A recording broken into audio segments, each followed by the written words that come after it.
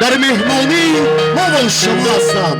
بابو گلدانه علیزاده را بر صحنه هنر دعوت میکنم تا بزمی که به خاطر عاشقان آراسته شده است آباد و زیبا گرداند. بانو گلدانه علیزاده. بچه های کمانی زنده باشن. خوشانیان کلی مهمونان خوش آمدن. من زنده باشم.